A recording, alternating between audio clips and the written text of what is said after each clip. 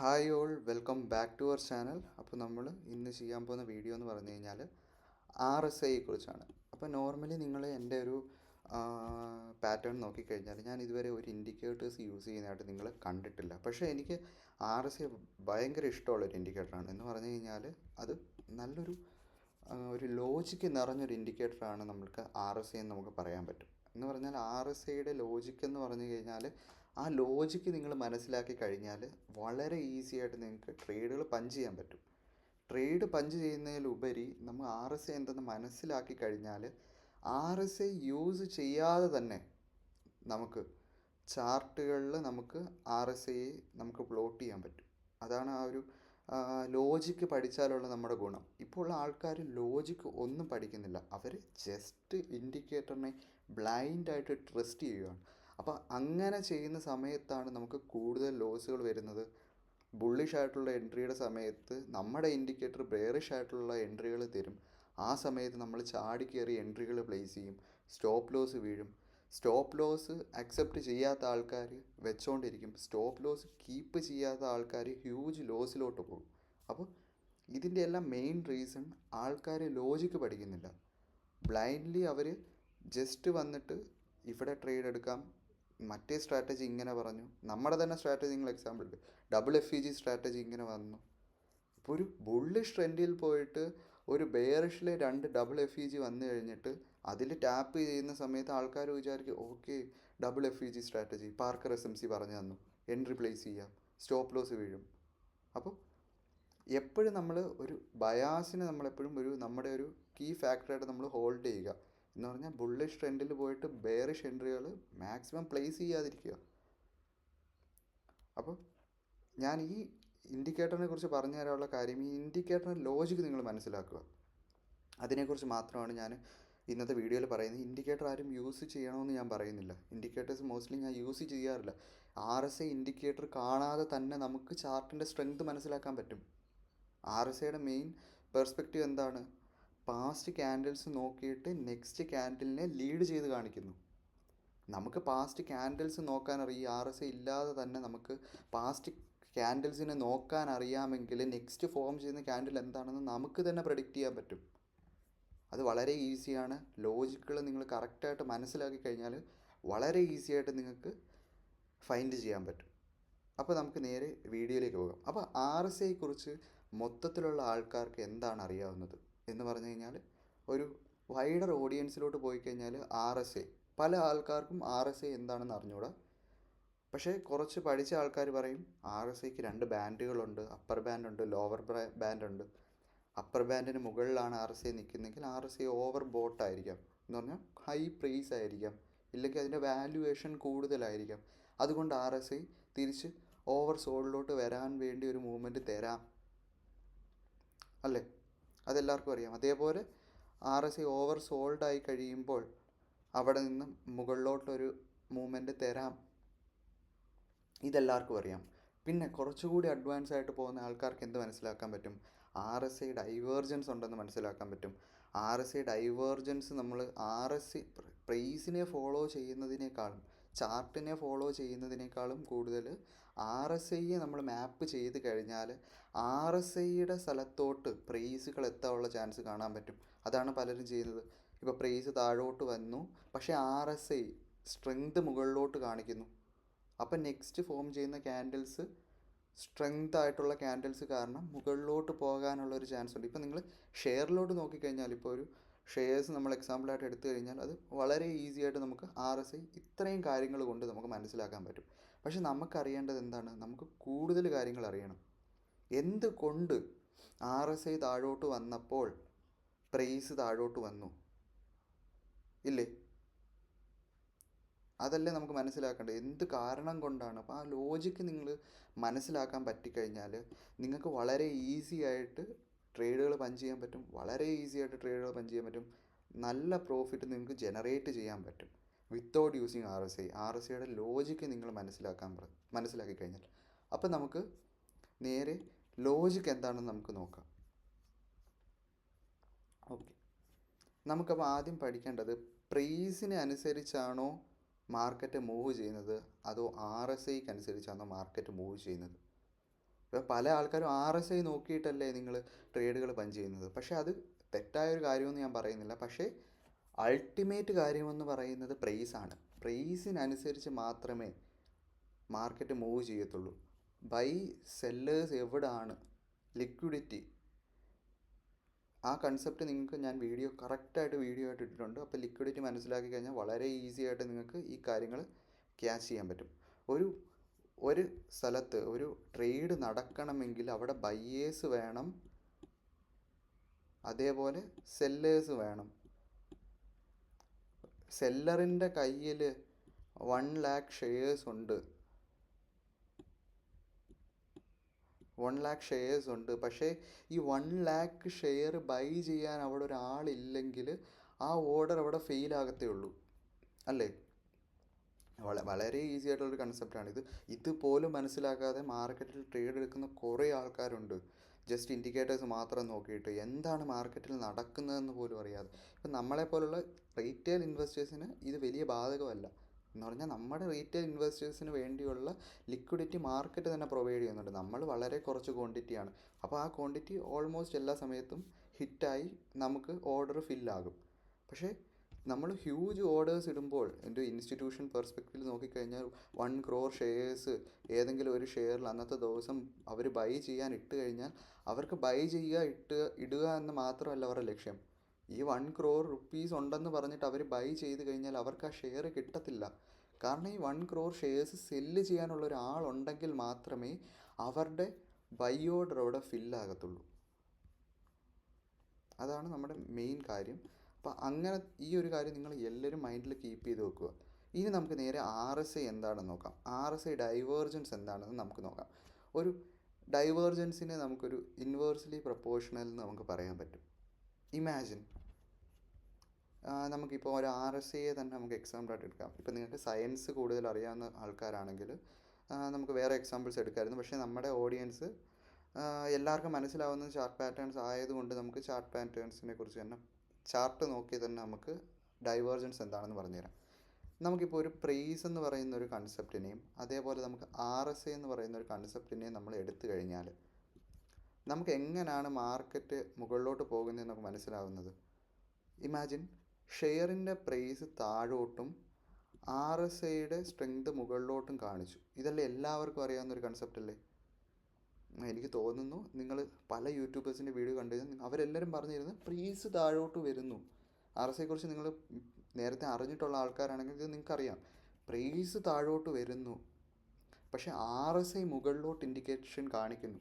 That means it's A bullish example. കാരണം price movement താഴോട്ട് വരുന്നു, പക്ഷേ ഷെയറിൻ്റെ സ്ട്രെങ്ത്, പാസ്റ്റ് ക്യാൻഡിൽസിൻ്റെ സ്ട്രെങ്ത് നമുക്ക് ഇൻഡിക്കേറ്റ് ചെയ്യുന്നത് മുകളിലോട്ടാണ്. മനസ്സിലായില്ലേ? അപ്പോൾ അതാണ് മെയിൻ ഒരു ഡൈവേർജൻസ് എന്ന് പറഞ്ഞാൽ. ഒരു കാര്യം താഴോട്ട് വരുന്നു, പക്ഷേ അതിന് കറസ്പോണ്ടിങ് ആയിട്ട് നെക്സ്റ്റ് ഒരു കാര്യം മുകളിലോട്ട് പോകുന്നു. ഈ മുകളിലോട്ട് പോയ കാരണം തിരിച്ച് ഈ സാധനത്തെ റിവേഴ്സ് ചെയ്യാനുള്ളൊരു മൊമെൻറ്റം കൊടുക്കുന്നു. മനസ്സിലായെന്ന് ഞാൻ പ്രതീക്ഷിക്കുന്നു. പ്രൈസ് താഴോട്ട് വരുന്നു, പക്ഷേ RSI ഞാൻ പ്രൈസ് എന്ന് പറഞ്ഞാൽ അപ്പോഴത്തെ ഒരു ക്യാൻഡിൽസ് അപ്പോഴത്തെ ഒരു കുറച്ച് ക്യാൻഡിൽസ് താഴോട്ട് വരുന്നു. പക്ഷേ RSIയുടെ ഇൻഡിക്കേഷൻ നമ്മൾ നോക്കുമ്പോൾ മുകളിലോട്ട് പോകുന്നു. RSIയുടെ ഇൻഡിക്കേഷൻ മുകളിലോട്ട് പോകുന്നു. ഈ RSIയുടെ ഇൻഡിക്കേഷൻ മുകളിലോട്ട് കാണിച്ചത് കൊണ്ട് തന്നെ ഇനി ഉണ്ടാവുന്ന ക്യാൻഡിൽസ് മുകളിലോട്ട് പോകാനായിരിക്കും ചാൻസ്. ഇത് ചാർട്ടിൽ നിങ്ങൾക്ക് കറക്റ്റായിട്ട് വരുമ്പോൾ നിങ്ങൾക്ക് വളരെ ഈസിയായിട്ട് മനസ്സിലാവുമെന്ന് ഞാൻ വിചാരിക്കുന്നു. അപ്പോൾ ഇത്രയേ ഉള്ളൂ ഡൈവേർജൻസ് എന്താണെന്ന് നമുക്ക് മനസ്സിലാക്കാം. പക്ഷേ ഇതിനു വേണ്ടി നമ്മളൊരു മെയിൻ എക്സാമ്പിളാണ് ഞാനിവിടെ നിങ്ങൾക്ക് പറഞ്ഞു തരാൻ പോകുന്നത്. എന്തായിരിക്കും ഡൈവേർജൻസ്? ഒരു മാർക്കറ്റ് ഒരു ഫോൾ ചെയ്യുന്നതിന് മുമ്പേ, ഇല്ലെങ്കിൽ മാർക്കറ്റ് പുഷ് ആകുന്നതിന് മുന്നേ നമുക്കൊരു ഇൻഡിക്കേഷൻ മാർക്കറ്റ് എപ്പോഴും തരും. ഞാൻ എപ്പോഴും നിങ്ങൾക്ക് പറഞ്ഞു തന്നിട്ടുണ്ട്, മാർക്കറ്റിൻ്റെ ഫ്യൂവൽ എന്ന് പറയുന്നതാണ് ലിക്വിഡിറ്റി എന്ന് പറയുന്നതാണ് ഞാൻ തൊട്ട് മുന്നേ പറഞ്ഞത്. ബൈ ചെയ്യുമ്പോൾ സെല്ല് ചെയ്യാൻ ആൾക്കാർ വേണം, എന്നാലേ ആ ബൈ ഓർഡർ ഫില്ലാകത്തുള്ളൂ. സെല്ല് ചെയ്യുന്ന സമയത്ത് ബൈ ചെയ്യാനുള്ള ആൾക്കാർ വേണം, എന്നാലേ മാർക്കറ്റ് മൂവ്മെൻറ്റ് തരത്തുള്ളൂ. ഇപ്പോൾ ഒരു 1 crore ഷെയർസ് ബൈ ചെയ്യാൻ ആളുണ്ട്, പക്ഷേ സെല്ല് ചെയ്യാൻ ആളില്ലെങ്കിൽ അവിടെ നടക്കത്തില്ല, ഓർഡർ നടക്കത്തില്ല, ഓർഡർ ഓപ്പൺ ഓർഡറായി കിടക്കും. നമ്മൾ വളരെ ചെറിയ ക്വാണ്ടിറ്റിയിൽ ചെയ്യുന്നതുകൊണ്ടാണ് നിങ്ങൾക്ക് തോന്നുന്നത് നമ്മൾ എത്ര ക്വാണ്ടിറ്റി, ഞാൻ ഏത് പ്രൈസിൽ ഇട്ടുമ്പോഴും ഓർഡർ ഫില്ലാകുന്നു. ഇപ്പം നിങ്ങൾ പോയിട്ട് ഒരു പെനി സ്റ്റോക്കിൽ ഇല്ലെങ്കിൽ ഒട്ടും ബൈ സെല്ല് നടക്കാത്തൊരു ഷെയറിൽ പോയിട്ട് ഒരു ഹ്യൂജ് എമൗണ്ടിൽ നിങ്ങളൊന്ന് ബൈ ചെയ്തിട്ട് നോക്ക്, ആ ഓർഡർ ഒരിക്കലും ഫില്ലാകത്തില്ല. കാരണം അവിടെ നിങ്ങൾ പറയുന്ന പ്രൈസിന് സെല്ല് ചെയ്യാനുള്ള ആൾക്കാരില്ല. എന്ന് പറഞ്ഞാൽ നിങ്ങൾ ലിമിറ്റ് ഓർഡർ പോയിട്ട് ഒരു ഷെയർ, ഇപ്പോൾ റിലയൻസിൻ്റെ ഷെയറിൽ പോയിട്ട് നിങ്ങൾ 100 രൂപയ്ക്ക് ഒരു 1,00,000 ക്വാണ്ടിറ്റി നിങ്ങൾ ബൈ ചെയ്തിട്ടെന്ന് വിചാരിക്കും, ആ ഓർഡർ ഫില്ലാകുമോ? ഇല്ല. കാരണം 100 രൂപയ്ക്ക് അവിടെ വിൽക്കാൻ അവിടെ ആരുമില്ല. മറിച്ച് നിങ്ങളൊരു മാർക്കറ്റ് ഓർഡറാണ് അവിടെ ഇടുന്നതെങ്കിലോ കുറച്ച് ആൾക്കാർ ആ പ്രൈസിൽ, ഇപ്പോൾ ഉള്ള പ്രൈസിന് വിൽക്കാൻ ആൾക്കാർ കാണും അല്ലേ? അപ്പോൾ അത് നിങ്ങൾ കറക്റ്റായിട്ട് ഓർത്ത് വെക്കുക. അപ്പോൾ നമ്മൾ RSI ഡൈവേർജൻസ് എന്താണെന്ന് നിങ്ങൾക്ക് വളരെ ഈസി ആയിട്ട് മനസ്സിലായെന്ന് വിചാരിക്കുന്നു. പ്രൈസ് താഴോട്ട് വരുന്നു, പക്ഷേ RSI ഇൻഡിക്കേഷൻ മുകളിലോട്ട് കാണിക്കുന്നു. ഈ RSI ഇൻഡിക്കേഷൻ മുകളിലോട്ട് കാണിച്ചത് കൊണ്ട് തന്നെ തിരിച്ച് ഈ RSI ഇൻഡിക്കേഷൻ ഈ പ്രൈസിനെ മുകളിലോട്ട് പുഷ് ചെയ്യാനുള്ളൊരു മൊമെൻറ്റം കൊടുക്കുന്നു. RSI അല്ല ഇവിടെ മൊമെൻറ്റം കൊടുത്തത്, ഞാൻ പറഞ്ഞത് പ്രീവിയസ് ക്യാൻഡിൽസിൻ്റെ സ്ട്രെങ്താണ് RSI. അപ്പോൾ അതുകൊണ്ട് മാത്രമാണ് ഈ ഒരു മൂവ്മെൻറ്റ് നമുക്ക് പ്രതീക്ഷിക്കാം, വരാനുള്ള ചാൻസ് കൂടുതലാണ്. അപ്പോൾ ഇനി നിങ്ങൾക്ക് കറക്റ്റായിട്ട് RSI എന്താണ് RSI എന്ന് മനസ്സിലാക്കാൻ ഒരു എക്സാമ്പിൾ കൂടി പറഞ്ഞുതരാം. ഞാൻ ഇത്രയും സമയം വെയിറ്റ് ചെയ്തത് ഇത്രയും വീഡിയോയുടെ ഈ ഒരു ഭാഗം വരെ വരുന്ന ഒരാൾക്ക് ഞാൻ ഈ ഒരു എക്സാമ്പിൾ കൊടുക്കുന്നുള്ളൂ.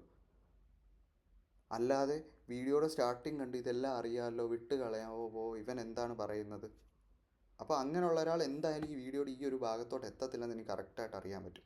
പക്ഷേ ഈ വീഡിയോയുടെ ഈ ഒരു ഭാഗത്ത് എത്തിയ ആൾക്കാർക്ക് വളരെ ഈസി ആയിട്ട് ഞാൻ ഒരു എക്സാമ്പിൾ പറഞ്ഞു തരാം. ഇത് മോസ്റ്റ് ഇമ്പോർട്ടൻ്റ് ഒരു കാര്യമാണ്. നിങ്ങളെല്ലാവരും എവിടെയെങ്കിലും മാർക്ക് ചെയ്ത് വെക്കാനുണ്ടെങ്കിൽ മാർക്ക് ചെയ്ത് വെക്കുക. ഞാൻ നേരത്തെ പറഞ്ഞു മാർക്കറ്റിനൊരു ഫ്യൂവലുണ്ട്.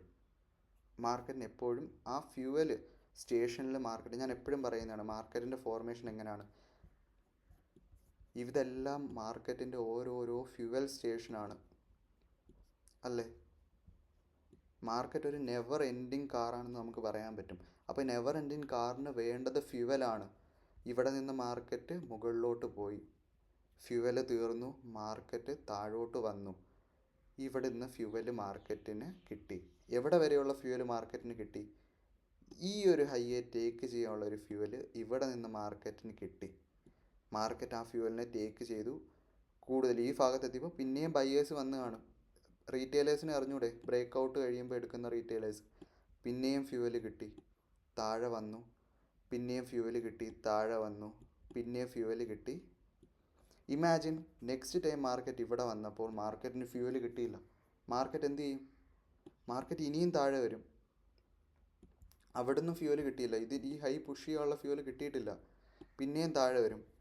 ഏതെങ്കിലും ഒരു പോയിന്റിൽ ഇവിടുന്ന് ബൈ ചെയ്ത ആൾക്കാരുണ്ടല്ലോ, ഇവിടുന്ന് ബൈ ചെയ്ത ആൾക്കാരുണ്ട് റീറ്റെയിലേഴ്സ്. ഇവിടുന്ന് ബൈ ചെയ്തത്, ബ്രേക്ക് ഔട്ടിൽ ബൈ ചെയ്ത റീറ്റെയിലേഴ്സ് ഉണ്ട്. ഇവിടുന്ന് ബൈ ചെയ്തവരുണ്ട്, ഇവിടുന്ന് ബൈ ചെയ്തവരുണ്ട്, ഇവിടുന്ന് ബൈ ചെയ്തവരുണ്ട്, അതേപോലെ ഇവിടുന്ന് ബൈ ചെയ്തവരുണ്ട്. നിങ്ങൾക്ക് മനസ്സിലാവുമെന്ന് ഞാൻ വിചാരിക്കുന്നു. ഇവിടുന്ന് ബൈ ചെയ്തവരുണ്ട്, ഇവിടുന്ന് ബൈ ചെയ്തവർ, ഇവിടെ നിന്നെല്ലാം ബൈ ചെയ്തവരുടെ ഇവിടുന്ന് ബൈ ചെയ്ത ഒരാൾ ഇവിടെ മാർക്കറ്റ് ഇപ്പോൾ ഇവിടെ വന്ന് നിൽക്കുന്ന സമയത്ത് അയാളൊരു ഹ്യൂജ് ലോസിലാണ്. ഇവിടുന്ന് ബൈ ചെയ്ത ആളും ലോസിലാണ്, ഇവിടുന്ന് ബൈ ചെയ്ത ആളും ലോസിലാണ്, ഇവിടുന്ന് ബൈ ചെയ്ത ആളും ലോസിലാണ്. അപ്പോഴാണ് ഒരു ബിഗ് ഇൻസ്റ്റിറ്റ്യൂഷൻ ഇവിടെ പോയി ഹ്യൂജ് ബൈ ഓർഡർ ഇടും. ഞാൻ നേരത്തെ പറഞ്ഞത് കണക്ക് 1 crore ബൈ ഓർഡർ അവിടെ അവർ പ്ലേസ് ചെയ്യും. 1 crore എന്ന് പറയുന്നത് ഞാൻ ജസ്റ്റ് ഒരു എക്സാമ്പിൾ പറഞ്ഞാണ്. ഹ്യൂജ് ബൈ ഓർഡർ പ്ലേസ് ചെയ്യും. ഇവരെല്ലാവരും ലോസിലായതുകൊണ്ട് തന്നെ ഇവരെല്ലാവരും ഈ ഒരു പോയിന്റിൽ നിന്ന് അവരെല്ലാവരും എക്സിറ്റ് ആവും. അപ്പോൾ ഇവിടുന്ന് ഒരാൾ ഒരു 10 lakh എക്സിറ്റായി, ഇവിടുന്നൊരു 40 lakh എക്സിറ്റ് ആയെന്ന്, 40 lakh ക്വാണ്ടിറ്റി എക്സിറ്റ് ആയെന്ന് വിചാരിക്കുന്നു. അതേപോലെ ഇവിടുന്ന് ഒരു 10 lakh ക്വാണ്ടിറ്റി ഇവിടുന്ന് എക്സിറ്റ് ആയെന്ന് വിചാരിക്കുന്നു. ഇവിടുന്ന് ഒരു 40 lakh ക്വാണ്ടിറ്റി എക്സിറ്റ് ആയെന്ന്. ഇയാൾക്ക് വേണ്ടത് എത്രയാണ്? 1 crore ഓർഡേഴ്സ് ആണ് വേണ്ടത്. ഇവരുടെ കയ്യിലെല്ലാം ഇയാളുടെ കയ്യിൽ 1 lakh ഉണ്ട്, ഇയാളുടെ കയ്യിൽ 40 lakhs ഉണ്ട്, ഇയാളുടെ കയ്യിലും ഇയാളുടെ 10 lakh ഉണ്ട്, ഇയാളുടെ 40 lakh ഉണ്ട്, ഇയാളുടെ 10 lakh ഉണ്ട്, ഇയാളുടെ 40 lakh ഉണ്ട്. ഇതെല്ലാവരും അവർ ഇവിടെ ഇവരുടെ എല്ലാം ലോസ് ഹിറ്റാവുന്ന സമയത്ത് അവർ എക്സിറ്റ് ആവും. ഈ ബൾക്ക് ഓർഡറിൽ ബൈ ചെയ്യുന്ന ഒരു ഇൻസ്റ്റിറ്റ്യൂഷന് ഇതെല്ലാം കിട്ടും. അപ്പോൾ പ്രൈസ് ഇവിടുന്ന് പുഷ് ചെയ്ത് മുകളിലോട്ട് പോകും.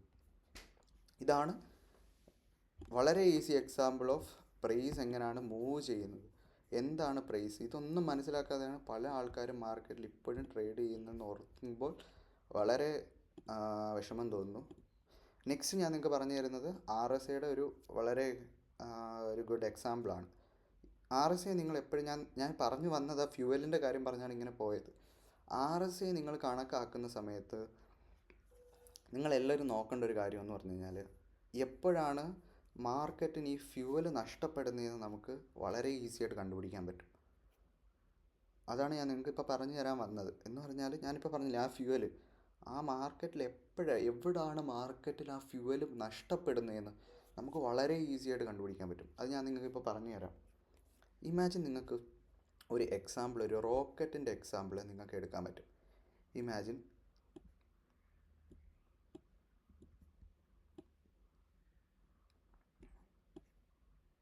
ഞാൻ ഇങ്ങനെ വരച്ചതിൻ്റെ ഒരു റീസൺ നിങ്ങൾക്ക് പറഞ്ഞുതരാം. ഈ റോക്കറ്റിൻ്റെ ഈ എന്നെഴുതിയ ഭാഗം ആണ് ഈ റോക്കറ്റിൻ്റെ എൻജിൻ അല്ലേ? ഇമാജിൻ റോക്കറ്റ് ഭൂമിയിൽ നിന്ന് സ്റ്റാർട്ടായി. ഇമാജിൻ റോക്കറ്റ് ഭൂമിയിൽ നിന്ന് സ്റ്റാർട്ടായി ഏകദേശം നല്ലൊരു ഹൈറ്റിലോട്ട് എത്തി. ഞാൻ നിങ്ങൾക്ക് ഹൈറ്റും കാര്യങ്ങളൊന്നും കറക്റ്റായിട്ട് പറയുന്നില്ല, ഒരു ഓൾമോസ്റ്റ് ഒരു ഹൈറ്റ് വരെ എത്തി അല്ലേ? ഓൾമോസ്റ്റ് ഒരു ഹൈറ്റ് വരെ എത്തി. ഈ ഒരു ഹൈറ്റിൽ എത്തിയ സമയത്ത് എൻജിൻ ഈ റോക്കറ്റിൽ നിന്ന് വിട്ടുപോയെന്ന് നിങ്ങൾ ജസ്റ്റ് ഒന്ന് ഇമാജിൻ ചെയ്യുക. ഇത് എൻജിൻ്റെ പാർട്ട്. ഈ എൻജിൻ റോക്കറ്റിൽ നിന്ന് സഡനായിട്ട് കട്ടായി താഴെ വീണു എന്ന് നിങ്ങൾ ജസ്റ്റ് ഒന്ന് ഇമാജിൻ ചെയ്യുക. ചെയ്തെന്ന് ഞാൻ വിചാരിക്കുന്നു.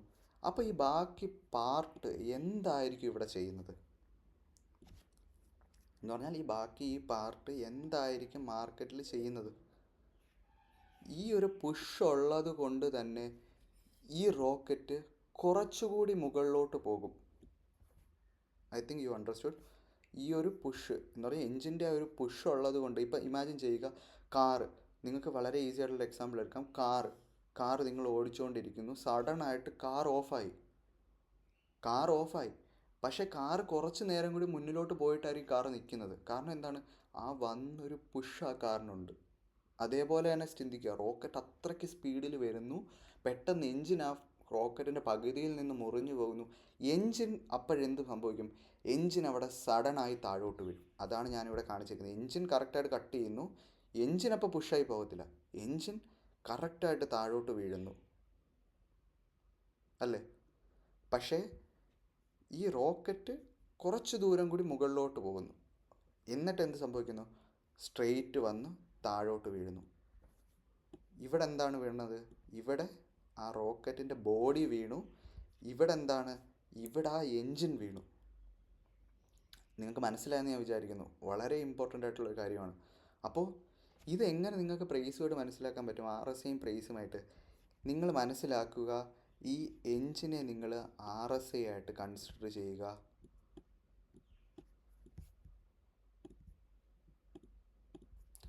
ഈ എൻജിനെ നിങ്ങൾ RSI ആയിട്ട് കൺസിഡർ ചെയ്യുക. സോറി, ഞാൻ എന്താണെന്ന് അറിഞ്ഞൂടാ. ഓക്കെ ഈ നല്ല ഇമ്പോർട്ടൻറ്റ് ടോപ്പിക്ക് പറയുമ്പോൾ എങ്ങനെ വരുന്നത്?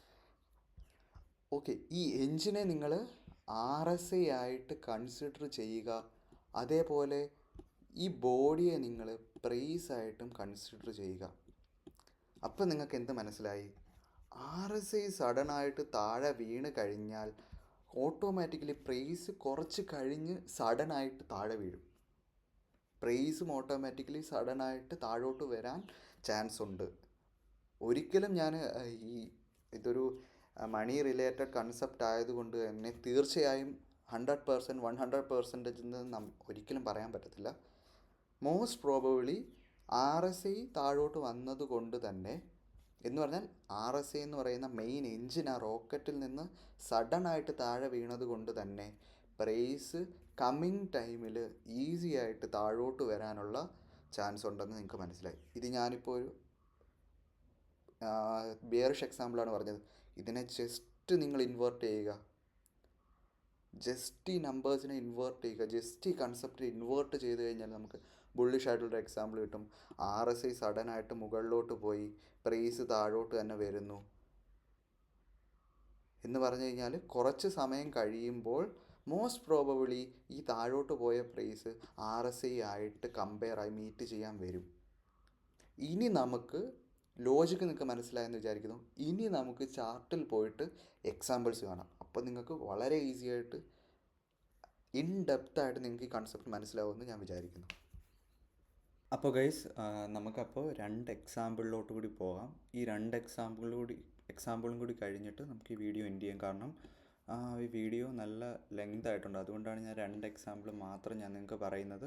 ബാക്കി എക്സാമ്പിൾസ് നിങ്ങൾക്ക് തന്നെത്താനെ ഫൈൻഡ് ചെയ്യാം, വളരെ ഈസിയാണ്. ഈ 2 എക്സാമ്പിൾ മാത്രം നിങ്ങൾ ശ്രദ്ധിക്കുക. ഒരു ബുള്ളിഷ് സൈഡിലോട്ടുള്ള എൻട്രി എങ്ങനെ ആയിരിക്കും, ഒരു ബെയറിഷ് സൈഡിലോട്ടുള്ള എൻട്രി എങ്ങനെ ആയിരിക്കും എന്നാണ് നമ്മൾ നോക്കുന്നത്. നമ്മളപ്പോൾ ഈ ഒരു ഭാഗത്തോട്ട് നോക്കിക്കഴിഞ്ഞാൽ നിങ്ങൾക്ക് കാണാൻ പറ്റുമെന്ന് വിചാരിക്കുന്നു. നമ്മൾ 2 പാർട്ടാണ് എടുത്തേക്കുന്നത്. ഞാൻ ഈ കർസർ വെച്ചേക്കുന്ന ഈ ഒരു പാർട്ടും അതേപോലെ അതിന് താഴെയുള്ള ഈ ഒരു പാർട്ടും. അപ്പോൾ നമ്മൾ ആ ഒരു പാർട്ടിൽ നമ്മൾ ഒരു ട്രെൻഡ് ലൈനിൻ്റെ വെച്ചിട്ട് നമ്മൾ ജസ്റ്റ് ഒന്ന് ലൈൻ വരച്ചു ഇല്ലേ. അതേപോലെ ഈ ഒരു പാർട്ടിൻ്റെ സമയത്ത് RSIയുടെ ഇൻഡിക്കേഷൻ എവിടെയാണ്? RSIയുടെ കറക്റ്റ് ഇൻഡിക്കേഷൻ നമുക്ക് ഇവിടെ കാണാൻ പറ്റും.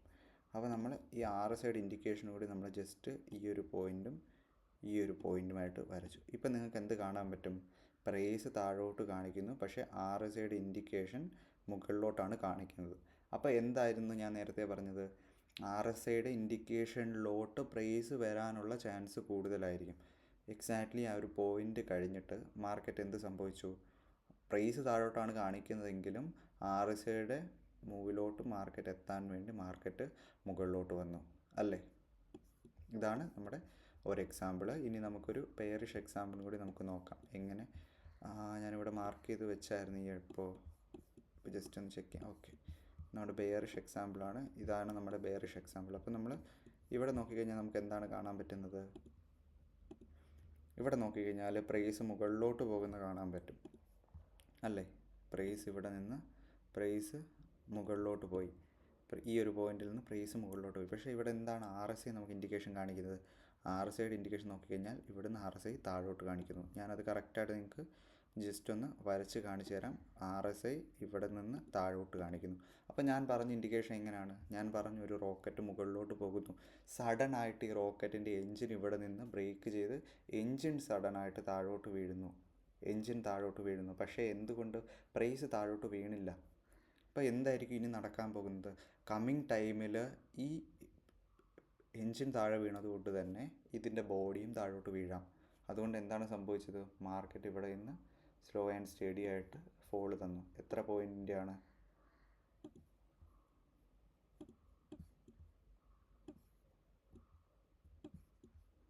അത് നിൽക്കുന്നില്ല ഫോള്. അപ്പോൾ ഇതേപോലെ മാസീവായിട്ടുള്ള മൂവ്സ് നമുക്ക് കിട്ടും. പക്ഷേ ഞാൻ ഒരിക്കലും മാസീവായിട്ടുള്ള മൂവ്സ് നിങ്ങളോട് എടുക്കാൻ പറയുന്നില്ല. ഞാൻ എപ്പോഴും പറയുന്നത് എങ്ങനെയാണ്? 1:2. കൂടുതൽ കാര്യങ്ങൾ നിങ്ങളൊരു 10, 20, ഒരു 50 എൻട്രീസൊക്കെ ഈ ഒരു രീതിയിൽ എടുത്തു കഴിയുമ്പോൾ നിങ്ങൾ തന്നെ ഇതിൽ മാസ്റ്റർ ആവും. നിങ്ങൾക്ക് പിന്നെ മനസ്സിലാവും. ഇതിൽ കുറേ ഫേക്ക് മൂവ്മെൻറ്റ്സ് കാണും. നിങ്ങൾ ഇവിടെ നിന്ന് നോക്കിക്കഴിഞ്ഞാലും കണ്ടോ, പ്രൈസ് താഴോട്ടായിരിക്കും വരുന്നത്. പക്ഷേ അതിന് ഞാനിപ്പോൾ പല കണ്ടീഷൻസ് അതിൽ കൊണ്ടുവന്നിട്ടുണ്ട്. പക്ഷേ ഞാൻ നിങ്ങൾക്ക് പറഞ്ഞു തരാൻ ഞാൻ അങ്ങനെ വിചാരിക്കുന്നില്ല. നിങ്ങൾ തന്നെ കണ്ടുപിടിക്കുക. നമ്മുടെ ടെലിഗ്രാം ചാനൽ നിങ്ങൾ ജോയിൻ ചെയ്യുക. നിങ്ങൾക്ക് എന്തെങ്കിലും ഡൗട്ട് ഉണ്ടെങ്കിൽ അവിടെ എൻ്റെ ID ഇട്ടിട്ടുണ്ട്. അപ്പോൾ നിങ്ങൾ അതിൽ കയറിയിട്ട് എന്നോട് ടെലിഗ്രാമിൽ ഡൗട്ട് ചോദിക്കുക. ഡൗട്ട്സ് ഞാൻ പറഞ്ഞു തരും. നിങ്ങൾ തന്നെ വേണം നിങ്ങളുടെ സ്കില്ല് ഡെവലപ്പ് ചെയ്യാൻ. അല്ലാതെ ബാക്കിയുള്ളവർ പറയുന്ന രീതിയിലേക്ക് പോയി കഴിഞ്ഞാൽ നിങ്ങൾ ഒരു പോയിൻ്റ് വരെ നിങ്ങൾക്ക് പൈസ ഉണ്ടാക്കാൻ പറ്റും, മണി ജനറേറ്റ് ചെയ്യാൻ പറ്റും. പക്ഷേ ഒരു പോയിൻ്റ് കഴിയുമ്പോൾ ഇമോഷൻ നിങ്ങളുടെ കയ്യിൽ നിന്ന് വിട്ടുപോകും. Okay guys, that's all for today. By.